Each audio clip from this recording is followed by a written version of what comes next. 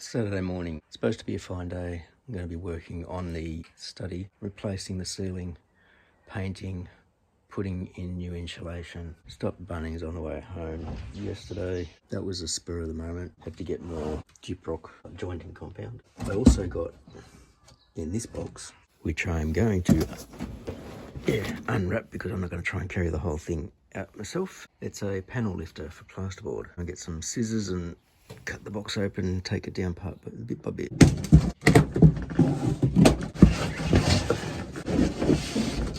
All cardboard.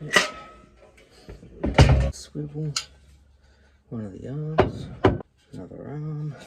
And the rest of it is basically these two arms, which are extension arms, which need to be cut apart. These will slide out to support your longer sheets, so they can go from your 2.4 to your 2.7 to your 3.6. This one goes out to 3.3, which means it should hold a 3.6 board, but I'm not likely to use any of those. You just got the tripod base, which is all one part. The beautiful part of it is this big arm in the middle with the crank. Once you've got the plasterboard on, just lift it up to the ceiling, screw it in place. Now try and get this set up. They take up a fairly big footprint, and this is a small room. The tripod legs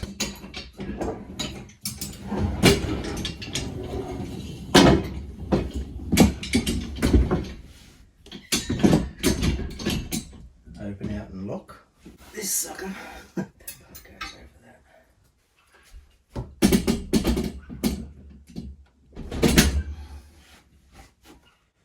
That really feels like that should be going down low.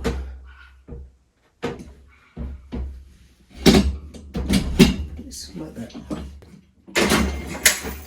Like that.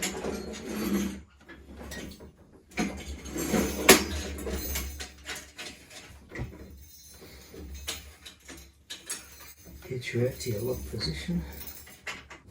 This part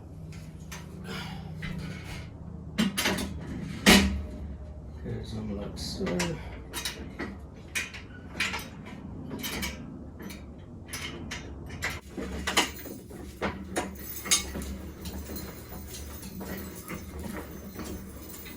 At that point, you should be basically pushing your plasterboard right against the ceiling. Automatic brake, so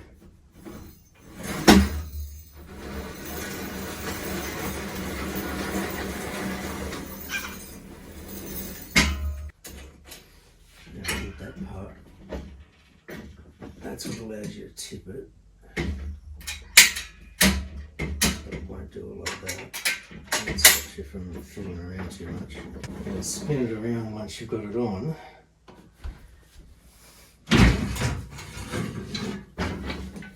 Now, it tilts that way. You've got wedges here.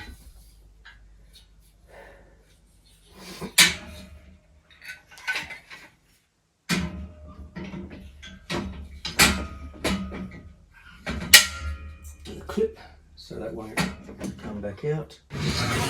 It does take up a lot of space. These arms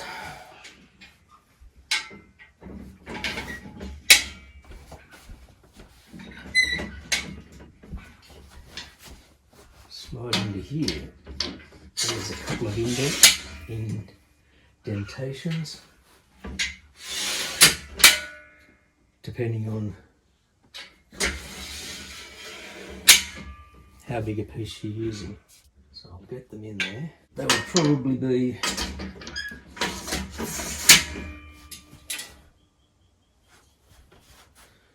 no, not even that.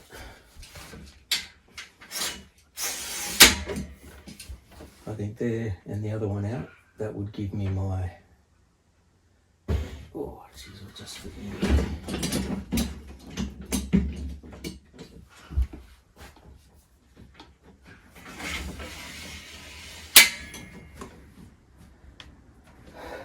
That gives me my 2.4 metre length, my 2400. So get these on here, kind of get your wheels out of the way. You flip this up like this. Lift your sheet on. So you've still got to do a bit of lifting because you can't do, this won't go down any lower.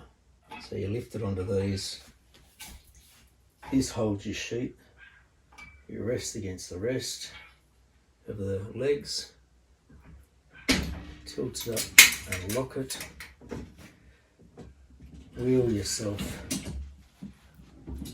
into the position you want. Wind them up. And so we get those out of the way so you can get right up against the edge of the wall. I need to see if I can get that plasterboard up here. Oh wow, this takes up a lot of space. So working around that wardrobe is going to be dicey. I want to get this loaded onto here.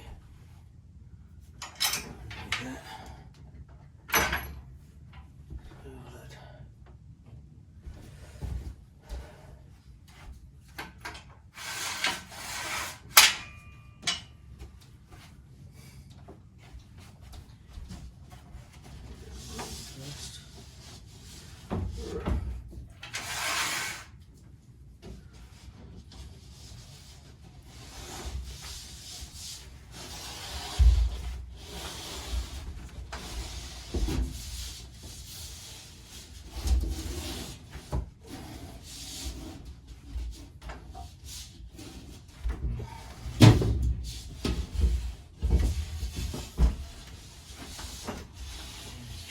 His leg down.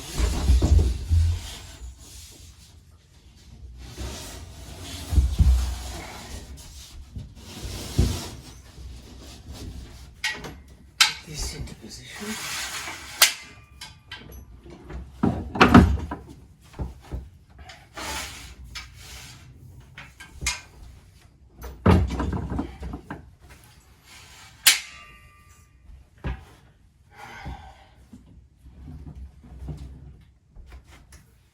You don't want that going all the way into the wall because you want your sheet to go into the wall. Let me hide my sheet.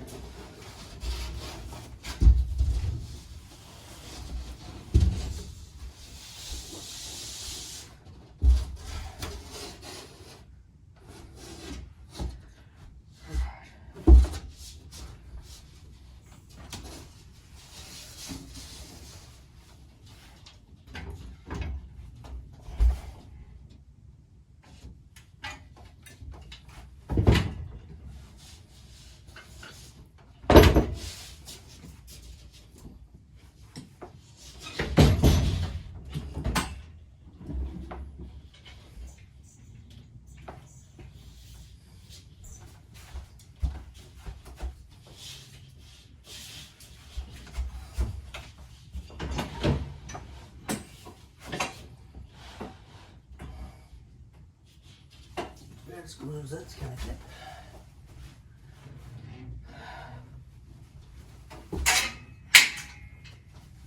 Lock the swivel. I mean the tip, not the swivel.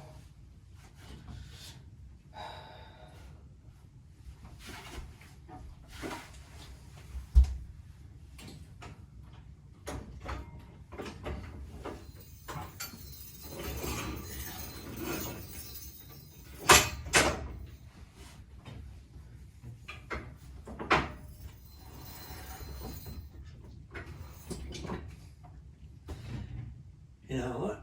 I just remembered I've got to put the glue up there. I'm going to tilt it again. And bring it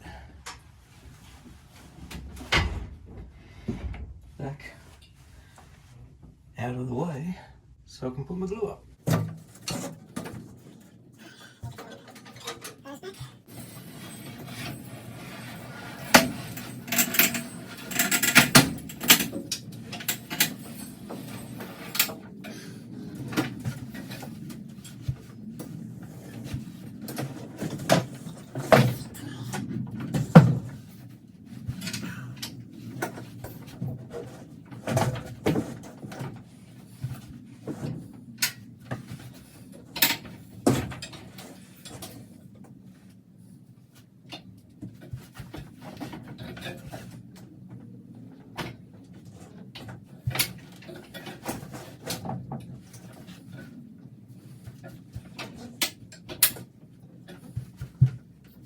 Okay, that's gonna hold it in place.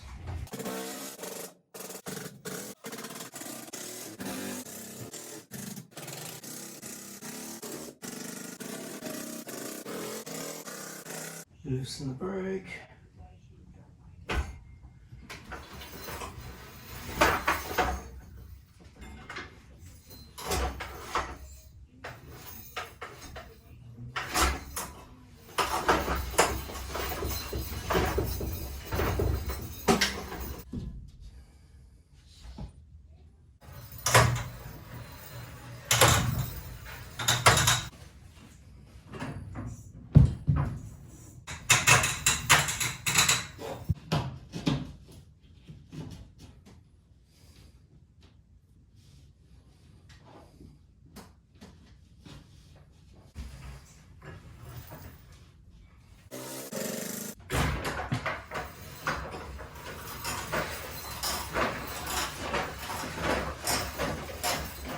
In terms of storage, these things don't take up a lot of space. I'm not really happy with where I've got mine stored, but they don't take up a lot of space. My kind of verdict on this as something for a DIYer, perfect. Why did I buy it as opposed to rent one? I had gone to Bunnings to rent one, and it was $40 a day. I wanted to pick it up on the Friday on the way home, drop it in on a Monday on the way back to work, because it was not from a Bunnings local to me. It was one near work. $40 a day. It was going to cost me $120 Saturday, Sunday, Monday, so a 3-day hire. As it was, the weekend that I bought it was not the weekend that I did that work on the ceiling, because I had not pulled down the old ceiling at the time. So it was like, but my wife wanted me to get onto the job. I ended up buying one, and I'm glad I did. And it was because there was a thing in the back of my mind that, what if I don't get the job finished? Then I'm going to have to hire it again. You could do a weekly hire, which I think was $180. I have done work on ceilings, like in rooms and that sort of stuff after work, but that was a few years ago when I had a bit more energy. This one cost me $299 from Sydney Tools, which was right near the Bunnings. That is basically 2 weeks worth of hire. I know I'm going to use it again. The peace of mind knowing that I don't have to rush the job, I can get it done in my own time. And I also, in that room, we ended up putting up a cornice like this, a nice ornate cornice. This is as heavy as anything. It's a 90mm cornice, as opposed to what the room did have, which was just a 50mm cove cornice. Because that's so heavy, trying to lift it up, because I'm working on my own, trying to lift that up without really supporting it, you can hear it crack internally. So I actually used the panel lift to lift that cornice up into the corner of the room. That allowed me to then put all the adhesive on it, get it up there, squeeze it into things and nail it up while it dried. Like, I'm sitting in the room next to the laundry. You can see there's no ceiling in this one. I'm going to be needing to use it in here. I know that I still have other rooms to do in the house. Definitely a worthwhile purchase if you're a DIYer who's going to be renovating a house. Sometimes buying is cheaper than hiring. If you've got to do multiple projects, the money just ends up adding up.